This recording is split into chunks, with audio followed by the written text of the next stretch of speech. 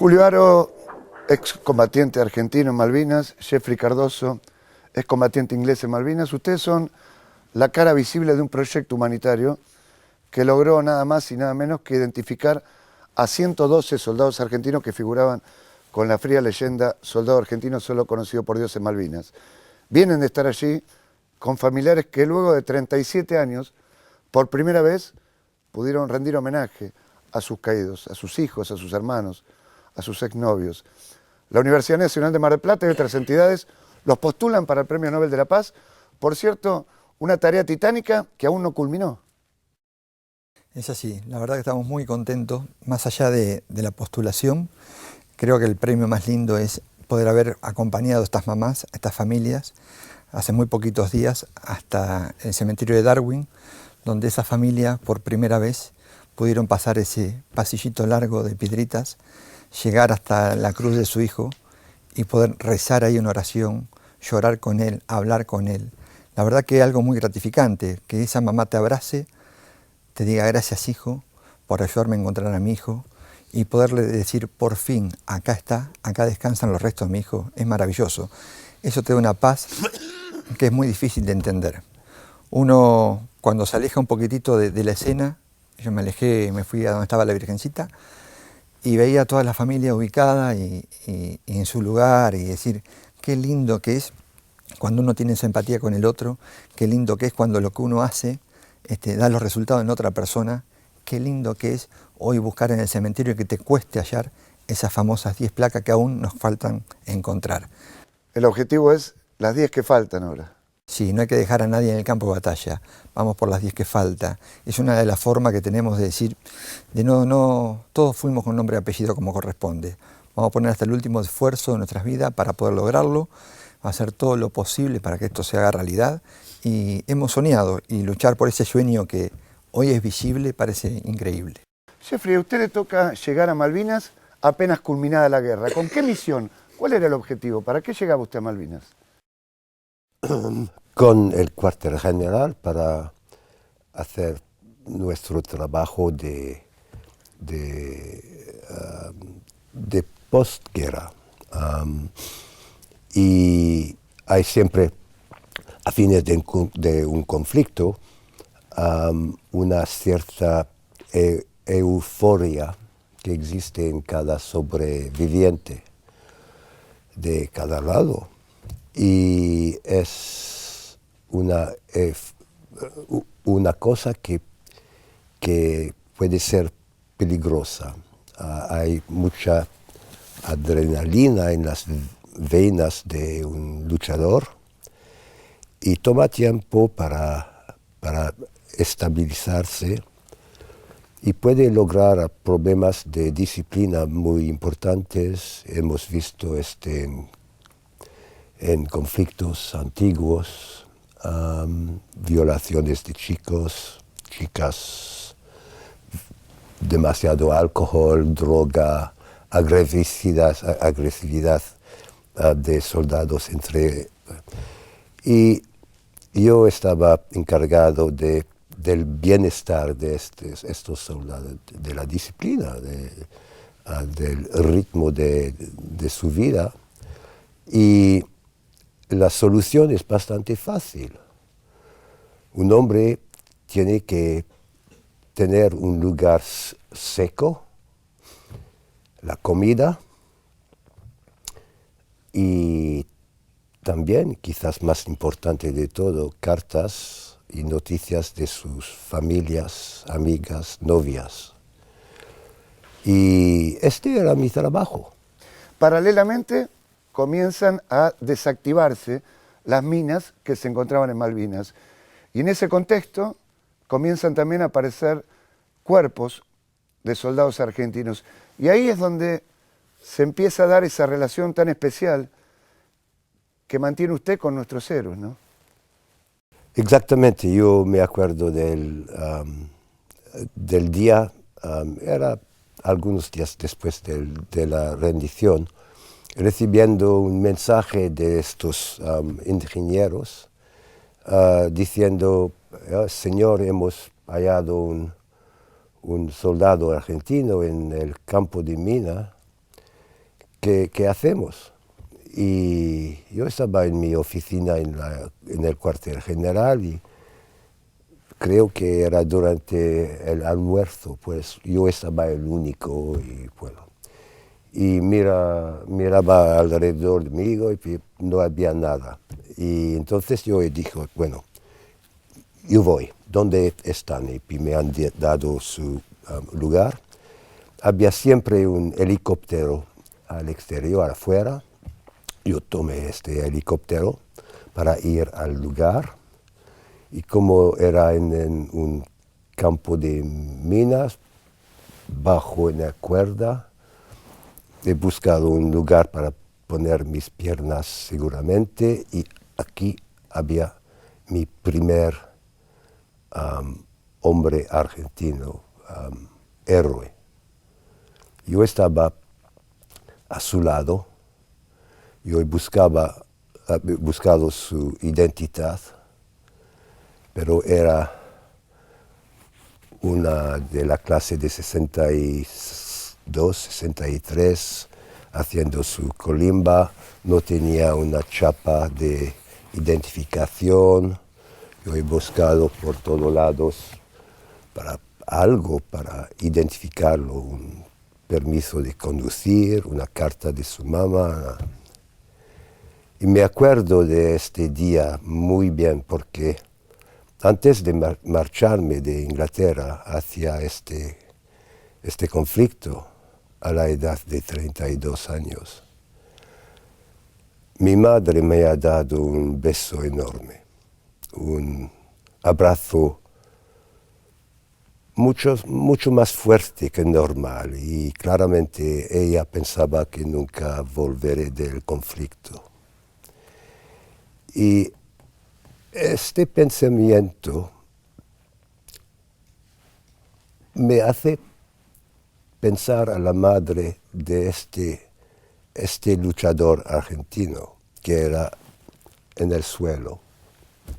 Y yo pensé que él también, sin duda, había recibido este tipo de beso, de abrazo de su madre. Entonces, la segunda vez que yo he hallado un soldado, y todas las veces que yo he hallado un cuerpo, un soldado, yo pensaba a la madre, que era a mi lado, y cada paso que yo he tomado con su hijo, la madre era conmigo. Y entonces una tarea que hubiera sido muy difícil a cumplir, a terminar, para mí fue bastante fácil porque había al centro de mi motivación la madre. Y yo sabía que cada héroe argentino tenía personas que le amaban y entonces el trabajo era bastante más ligero para mí. Cuenta una historia que se multiplicó por decenas y decenas. Usted tenía 32 años y hasta los llamaba mis chicos. Contó que los envolvía en una sábana como Cristo, dándole sepultura a cada uno en el lugar que los encontraba, pero la desesperación era tratar de identificarlos, ¿no? Sí, chicos, ¿por qué chicos? Porque nosotros en Inglaterra llamamos nuestros soldados chicos, siempre. Claro, no eran chicos, eran luchadores, valientes, héroes argentinos, ok. Pero para mí eran mis soldados también. Entonces, chicos, porque como oficial, suboficial, responsable, tenemos una responsabilidad hacia nuestros soldados, como un padre a su soldado. Entonces, eran chicos para mí. Y además eran huérfanos, porque sus padres no eran ahí. Sus amigos se habían regresado a sus hogares. Entonces, nosotros estuvimos los únicos que podían encargarnos de ellos. Entonces, eran nuestra responsabilidad. Y ustedes, argentinos, si hubieran hecho exactamente la misma cosa. Yo me sentaba en este tiempo tristes, un poco como una extensión de ustedes en las islas, un representante de su nación, de la mía, cerca de este luchador.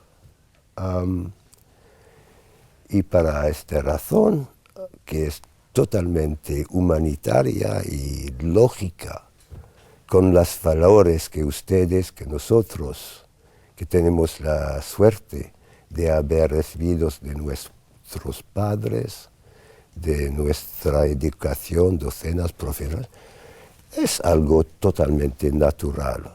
Y cuando hablan de Julio, de Jeffrey en este proyecto, somos dos personas en un equipo enorme de otras personas que yo espero vamos a mencionar, que son involucrados en este milagro. Pero hay muchos milagros en la vida y este es uno.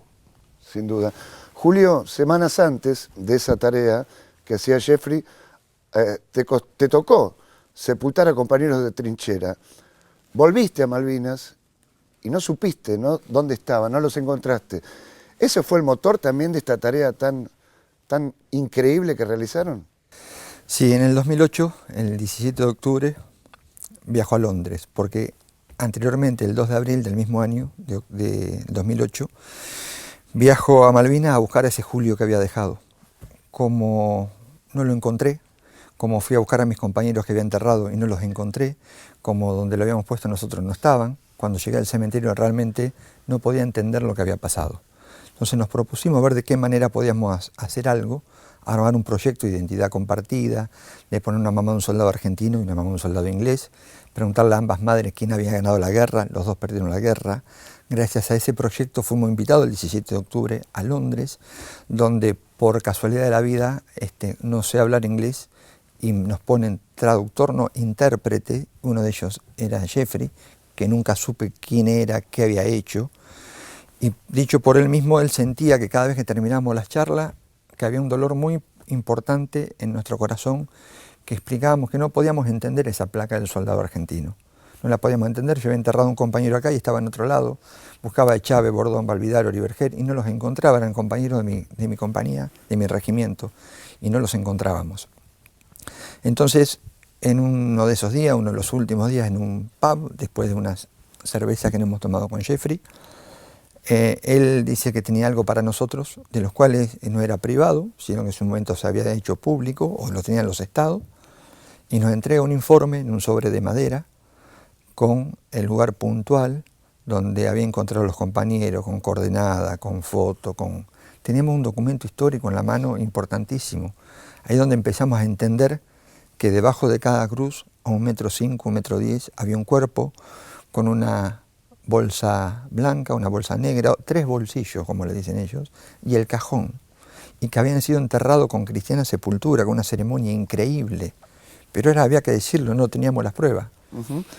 Porque ese cementerio, 649 argentinos mueren en Malvinas, 237 fueron enterrados allí en Darwin, de los cuales más de la mitad, 122, no tenían identificación. Cuando usted entrega ese sobre a Julio, ¿soñó, imaginó que iba a vivir lo que vivió hace algunos días con esas familias que después de 37 años pudieron encontrar a aquel chico de 18 años que dejaron en el 82? ¿Cómo vivió todos esos momentos? Claramente, cuando yo he dado el informe a Julio, era porque yo sabía que sería útil. Entonces no era una decisión ligera, era llena de potencial. Pero, ¿sabes qué? Antes cuando yo me marché de las islas, este trabajo hecho, yo estaba en el avión, un Hércules, y yo podía ver las islas regresando más pequeñas cada segunda. Y mi primer pensamiento era, estos chicos que no he podido identificar. Y me da pena, pero más de pena, me da también una culpabilidad de no haber hecho mi trabajo a 100%, de haber quizás hecho algunas faltas profesionales. Y durante años después, este pensamiento volví, pero yo tenía que vivir mi vida normal, mi carrera, mi boda, mi familia nueva. Y entonces era siempre por detrás, muy profundamente. Pero cuando yo estaba cerca de este primer héroe y que no podía identificarlo, pensaba que quizás en 2 o 3 años, con su ayuda, con la ayuda de expertos, podríamos hacer algo. Y yo no soy científico, pero claramente habría una necesidad de preservar, conservar esta persona para que más tarde expertos pueden ver quizás quién era. Y yo no tenía detalles dentales o digitales, la ADN no existaba. Claro. Y pensaba que quizás si yo podía preservar este héroe en no solamente una sabana, su poncho a él, pero quizás más, dos más bolsillos, y otro de PVC, en un ataúd, cada uno, que quizás en 2 o 3 años yo no sería parte del equipo, pero otros podrían ver quién es. Ahora, Jeffrey, con esas mismas manos que sepultó esos chicos, abrazó a los padres hace pocos días. Hubo paz en esa familia. Hubo paz también en usted. Enormemente, pero sabes que había paz muy deprisa después del conflicto. Somos todos soldados, veteranos. Hablamos el mismo idioma. Utilizamos los mismos chistes, bromas. Entonces, este estado de paz, de amistad, camaradería, existaba mucho antes. Pero lo que he vivido con las familias, sobre todo con las madres, porque ellas son centrales, porque ellas me han dado la motivación, el empujo para hacer mi trabajo. No solamente la madre del chico, pero mi madre. Un ejemplo enorme. Y todo lo que hemos podido lograr hasta hoy, tenemos la madre como figura central. Y podemos hablar también de este premio, postulación a un premio. Es una declaración del valor de la madre y de la humanidad. Entonces sí, claro, cuando estoy abrazando a una madre que tiene lágrimas en sus ojos, hay un alivio muy profundamente dentro de ella y claro, dentro de mí. Era distinto la llegada que la salida de las madres después de haber encontrado a su hijo estos días, ¿no? En el cementerio, sí. Hemos visto, Julio y yo, estas familias llegando al cementerio en un micro, en un silencio que había existido desde horas en el avión, en el micro, un silencio, una falta de dormir, no podían dormir. Y estas familias bajando del micro, tomando el pequeño camino que va del parking hasta el cementerio, que tiene pequeñas piedras. Podíamos ver estas familias andando con un paso muy pesado, con un corazón muy pesado también, con una mirada un poco vacía. Y luego, al frente de la tumba de su hijo, esta tristeza tan fuerte que ha durado 36, 37 años.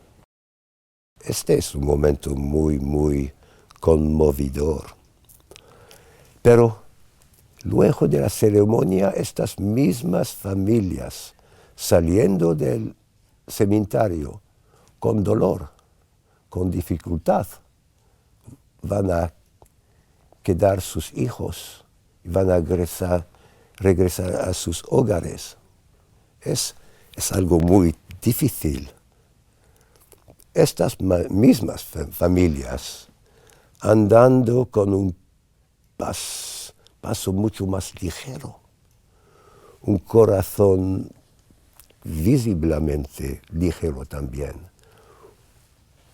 una cabeza alta, un orgullo y quizás un pequeño sonrisa en la cara, testigo de una alegría muy profunda.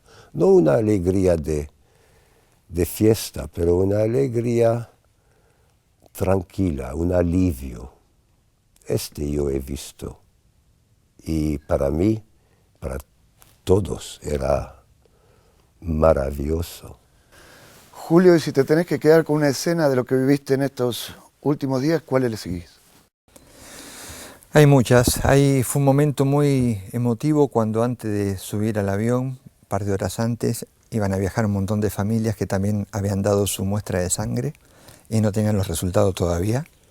Pero un par de horas antes, el secretario de Derechos Humanos informó que 2 de esas familias que viajaban habían sido sus hijos identificados.